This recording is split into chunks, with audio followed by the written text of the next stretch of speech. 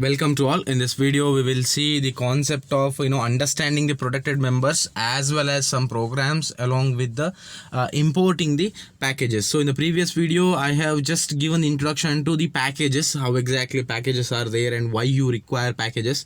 So now we will see the protected members. So this is one of the important concept, because when you use packages, probably you would have seen in the lab programs also. Okay, you are inheriting some properties of the base classes. It may be for remote, say RMI programs you have already executed, so you have extended a remote base class. In some cases you have extended the properties of exception main class and or unicast class, isn't it, that remote classes.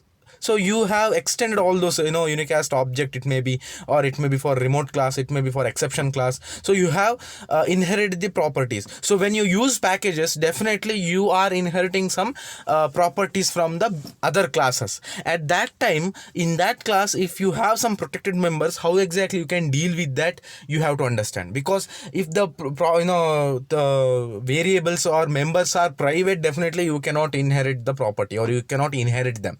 If they are public, if they are protected, then you have the chance of getting inherited. If they are public, then no issues. But if they are protected, how exactly, what are the rules you have to follow, and how exactly you can inherit the property or inherit the concept from the other classes, you should learn.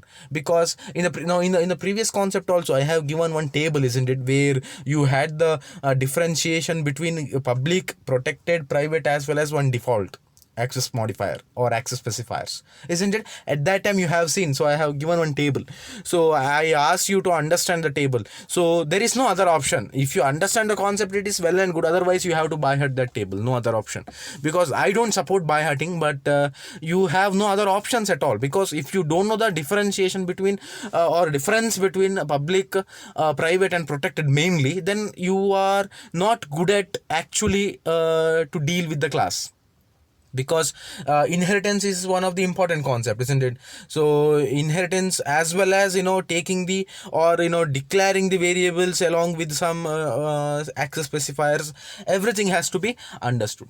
Okay, the protected modifiers create a member that is accessible within its package and to subclasses in other packages. So ultimately what they are trying to say, the modifiers or protected modifiers, the members can be accessed within its package. Okay, if you having one package, from inside that package you can access, as well as if the package, or if they are subclasses, if the subclasses of that particular package is present in a separate package or another package, definitely there also these protected modifiers can be accessed.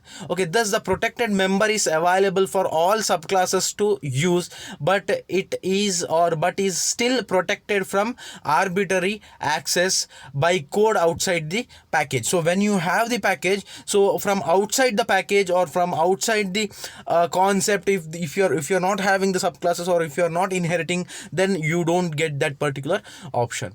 To better understand the effect of protected thing, let us work through the example. So you have one example they have given out in the below. The first one is, so change the book so that instance variable is protected. So they are talking about the class of that book. So we will directly go to the code itself. Okay, now so you can see public class book, you have one class called book, so they are public. So inside the book you have some members, they are protected members. See, you can see protected string title, protected string author, and protected int pub date or publication date. So what is the meaning? Title is a string variable, author is a string variable, as well as pub date is an int variable or integer variable, and these three members are protected. That is the meaning of this is, if you have the subclasses of this particular main class in a separate package or in the same program, you can access these three variables. Otherwise, no, not possible. Okay, so these are the protected variables. Now, so inside that what you have,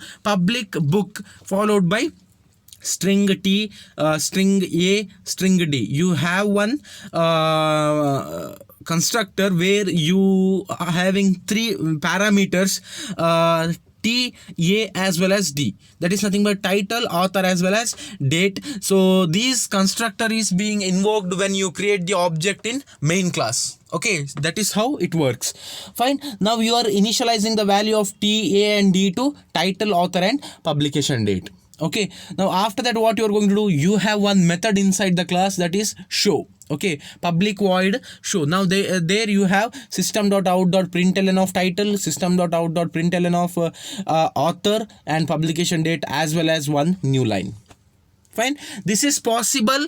You can access this particular title, author, and pub date from one method because that method is present inside the same class. Along with that, if you are deriving any subclass from book, something like public class, say for example, the class name is example1. If that is the case, then public example1, so public class example1 extends book. If you do that, then from that class or from that inside the class, you can access void show method as well as these title, author, and pub date variables. This is possible. Fine. So this is the simple example for understanding of that particular protected thing. You can see some example program also we will see now. The private members of the class cannot be directly accessed outside the class. Only methods of that class can access the private members directly. So this is the normal case. The private things cannot be accessed from the outside. If you have the, methods inside the class, then only you can access the private members. So we have discussed this concept in the previous video itself. So however, sometimes it may be necessary for the subclass to access the private member of a superclass. If you make a private member public, then anyone can access it. So to come from this particular issue, you are making, instead of private, you are making that particular variable as protected, so that only derived class can access those members, not for anyone. So public means anyone can access the data members, but if you make it as a protected, the protected members can be accessed, the authenticated people, those who have derived from that particular main class. So that is the beauty of protected class members. Okay, now so if a member of a superclass needs to be accessed in a subclass and yet still prevent its direct access outside the class, you must declare it as a protected. That is what they are trying to say. So you can see the image, shape, rectangle, and triangle. So that is how the shape is the base class, and from the base class, if you want to access some protected members for rectangle as well as triangle, you can do it. How can you do it using program? We will see in the next slide. So you can see, you can concentrate on this example. So the first example is for first file. You have shape.java. You have one file called shape.java, where public class shape, you have one class called shape. Inside that you have three members, protected members. Sorry, it is protected members. So protected double height, protected double width. So sorry, you have two protected members. Okay, not three. Fine. Next, after that, you have one method called set values. Okay, void set values. That means the set values method will not return anything. It is void. The return type is void here. Okay, set values. So it will take two parameters, height as well as width, of type double. Okay, whenever I go for explanation, if I say of type something, that means the type of the data. Okay, data type, that is the meaning, data type. Okay, it is not the return type, it is the data type for the parameters. Fine. Now what you are going to do, inside that you have written some code. So whatever the parameter you get, height and width, that height and width is assigned to this dot height as well as this dot width. What is the meaning of that? This, why you are using that this keyword? So this keyword will represent the current object which is being run, isn't it? That is the reason why you are using this keyword.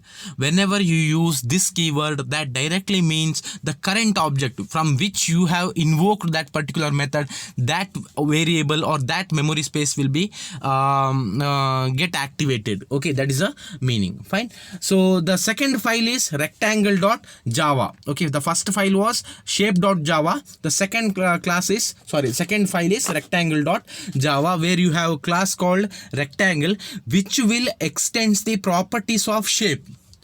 Now I already said while explanation, so extend, so here inheritance work under the keyword extends. Okay, it is not like C++. In C++, you were using some dots, isn't it? Using that scope resolution dot or colon. So using that, you are accessing the particular class members. But here in Java, if you want to go for the inheritance, you should require extends keyword. The meaning of public class rectangle extends shape means the class rectangle will inherit the properties of class shape. That is the meaning. Fine. Now inside that, what you have public double get area. You have one method called public double get area. So the return type is double. That means this get area method will return a double value to the calling function or calling method. That is the meaning. Now what you are doing here return height into width, accessing the protected members. Okay, so return height into width. Now you are returning the value present in height and width. So you have to remember one thing here, height and width, those two variables or data members are present in shape class and they are protected members. Okay, they are protected members. Still you will be able to access those height and width from your rectangle class, because rectangle class inherits the properties of shape class. Fine, that is the reason why you can access height and width from rectangle class. Okay, now you have next file, that is the third file, triangle.java. You have third file, triangle.java. So public class triangle extends shape. Now you have to see here, so these three files represents this image, isn't it? Now shape is the base class where rectangle will inherit the properties of shape, as well as triangle also inherits the properties of shape. The same image they represented using program. That's it. Now see, in triangle also you are extending the properties of shape class. Fine. Now what you are doing here, you are getting public double get area, same method.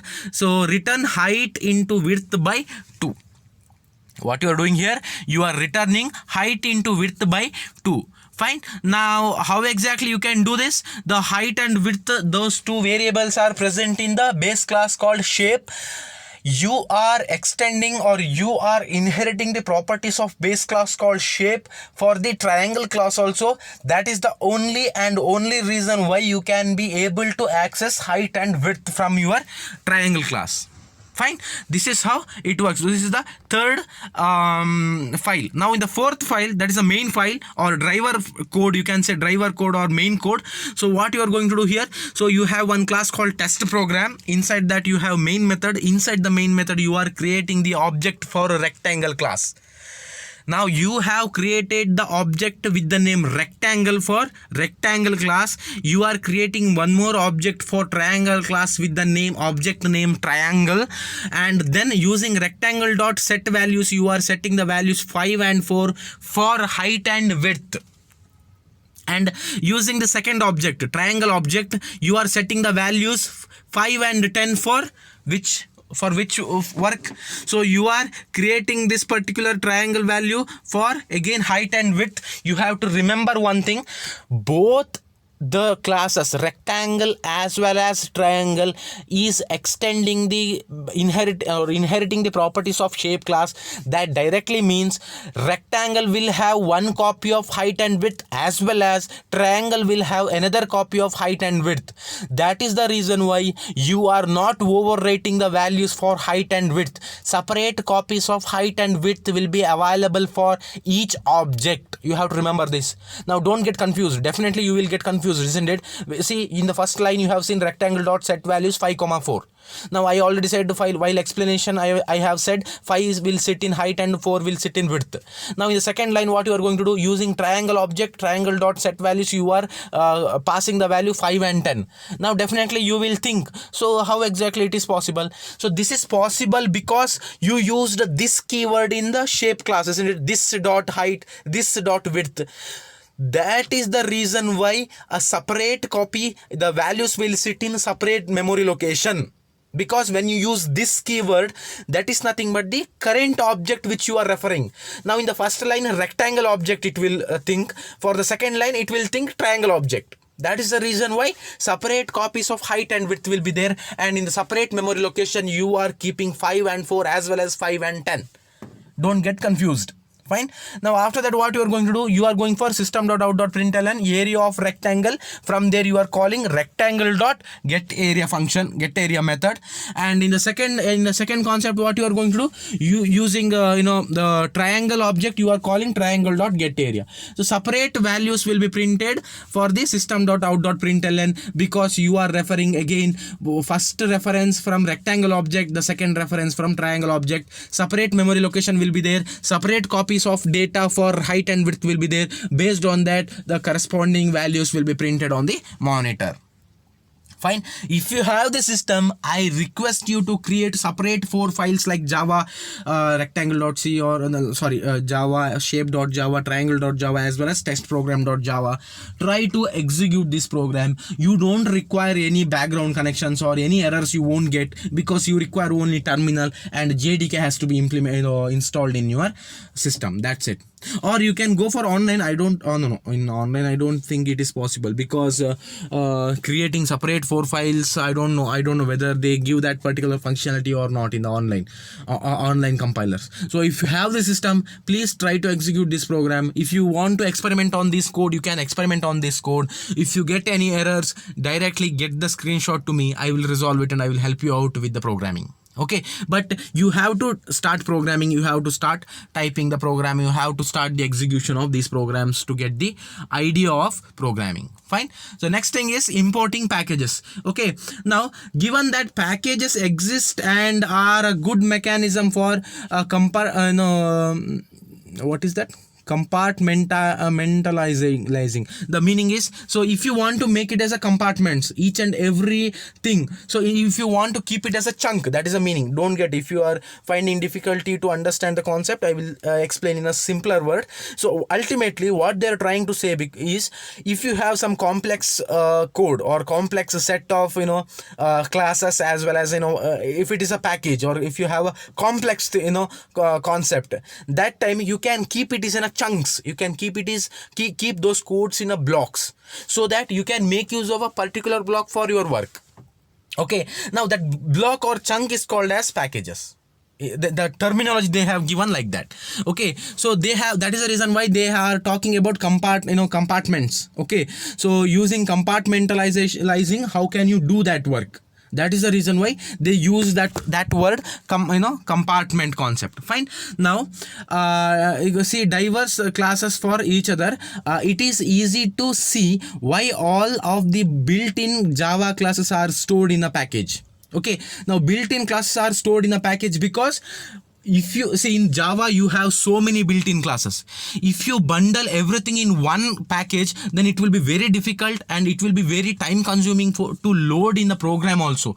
Program loading also takes more time and the efficiency may decrease. That is the reason why instead of keeping all predefined classes in a particular package, they go for some compartment thing, or they go for some chunks. They can go for some blocks thing. So like that, they are catalyzing the complex thing into smaller pieces, so that you can import that smaller pieces for your program and you can make use of that packages for your program. So in the lab also I explained the same thing, isn't it? So if you want to build some application for network based some applications, you don't require everything there. You require only IO, you require some network package, and you require some utility package. That's it, isn't it? So based on that, you can make use of some predefined classes for your work. You can inherit the properties of that predefined classes and you can build your own application.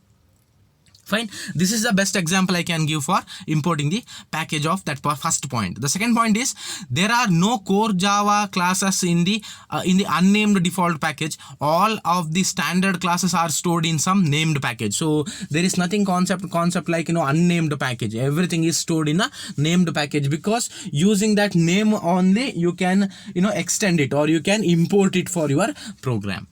Fine. Next, Java includes the import statement to bring certain classes or entire packages into visibility. Once imported, a class can be referred to directly using only its name. So you are using import keyword or predefined word for importing the properties of packages for your program. Fine. The import statement is a convenience to programmers, and is not technically needed to write a complete Java program. If you are going to refer a few dozen classes in your application, however, the import statement will save a lot of typing. That is correct.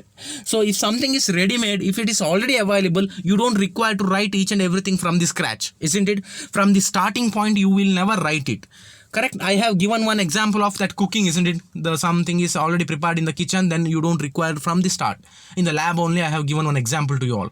So the same concept here also works. If you have already some ready-made things or ready-made classes, you don't require to write all these things from the scratch. You can directly import that package and you can start from the middle itself. Now, how to import? See, you can see the example in a bold color I have mentioned there. Import java.util.date. If you want to use the date concept in your application, you require that package. Next, import space java.io.star. So if you want some input output concepts along with all the packages and all the classes which are available inside IO class, then definitely you can go for io.star package. Next, all of the standard Java classes included with the Java are stored in package called Java. So you have to remember this. All the standard Java classes included with the Java are stored in the package called Java. Java is the main package. From there, inside that you are searching for, it may be util, it may be for network, it may be for server, it may be for IO. Like that you are searching. Okay, so the main package is Java. Now the basic language functions are stored in package inside the Java package called java.lang. So language or basic package language packages are present, isn't it? So you would have used this java.lang in the lab also. Okay, so the basic language functions are stored in that particular package. That is the reason why you can import for your application if you want to use some basic language concepts. So how can you import it? So using import keyword, import followed by java.lang.star. All the functionality of language, basic language, will be imported from that particular path. Okay, this is how you can make use of this importing concept for your program. So these are some of the concepts I just wanted to explain, or I just wanted to discuss. So if you have any doubt, you can get back to me. Try to execute all those programs, whatever I included in the slide. So it will be beneficial for you. If you get any error, you can get back to me. You definitely won't get any error with respect to connection and all, because these are the basic programs. But you have to make separate files, and you have to keep all the separate files in a particular folder. Then from there, you have to go for CMD or command prompt, or if you are using Eclipse or NetBeans, it is well and good. If you don't have Eclipse and NetBeans, you can execute these programs using command line also. Fine. So if you get any error, directly get back to me, get the screenshot. I will try to resolve the issue. I will try to get the output for you. Okay, so if you have any doubt, you can get back to me. So let me wind up the video here. Thanks for watching.